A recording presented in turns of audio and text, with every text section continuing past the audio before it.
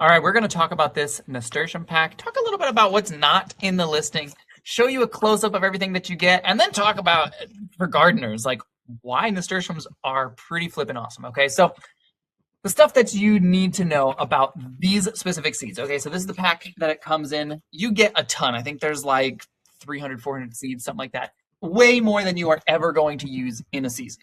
Now, these seeds, just to give you a little size reference, we pulled some out. Okay, I'll do that, and I'll give you a close-up look in here in a second. But yeah, pretty great seeds. I've had about an 80% germination rate, which means if I plant 10 of these, usually 8 plants come up, which is pretty darn good. Okay, as far as germination rates go, it's pretty good quality. Now, nasturtiums are an awesome plant. I think every gardener should be planting these. This is a great sort of edging crop. Okay, it's very similar to like marigolds, how you often are planting marigolds to help your other plants. These are a helper plant. Okay, they carry, it's sort of like a trap crop. So like, let's say you plant a bunch of cucumbers or pumpkins, something like that, where if there's an aphid infestation, you don't want these aphids to just swarm your cucumbers. You want them somewhere else.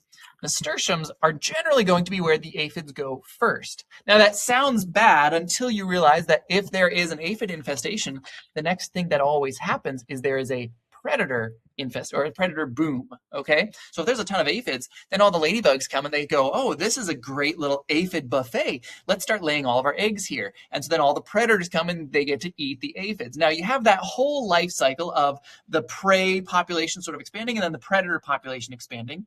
I don't want that whole life cycle to happen on my target crops. If I'm trying to grow 100 pounds of cucumbers, I don't want that whole life cycle to happen on my cucumbers.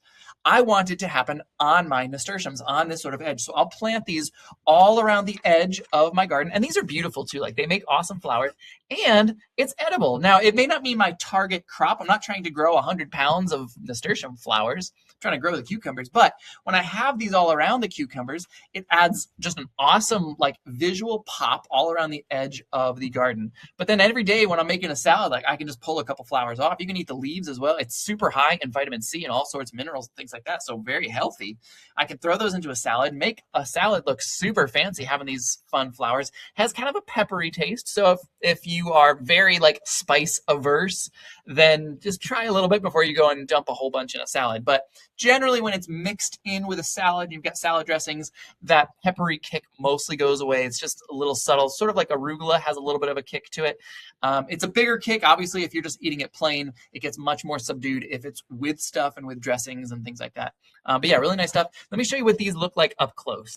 Okay, so this is the seed pack up close, so you can see everything on the back. You've got all of your instructions here, and then you have the actual seeds. This is how big they are, okay, compared to my finger. I could fit probably about 5 or 6 of those on my fingernail, okay? The general rule of thumb when you are planting a seed, you want to bury that seed as big as the seed is. So if you just dig a little trench, this is about maybe 1/4 of an inch, I would say, maybe 1/8 of an inch. So just put a little divot. You can put it with your finger. You can get a screwdriver or line maker, whatever. Just make a little divot, drop the seeds in. I tend to plant these about 1 inch apart. Okay, and every once in a while I'll have a seed not come up, but that's okay. I'm planting these a little bit more dense. So I plant them about 1 inch apart, and then, yeah, I do it maybe 1/4 inch or so down, maybe up to 1/2 inch. These can go a little bit deeper because they're kind of a hardy seed, but it's hard to plant these incorrectly. So really nice stuff. If you are looking to start a garden this spring, I think nasturtiums are an awesome way to just up your garden game because they're going to help all of your other